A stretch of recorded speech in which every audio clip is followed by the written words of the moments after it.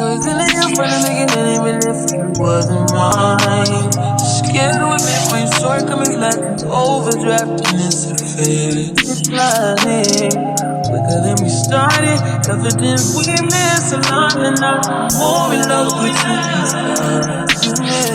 Something wrong with me. I like the way you screw your face. So trigger me. Hey y'all, welcome back to my channel. It's your girl Nizzymacllc, and I'm back on the track.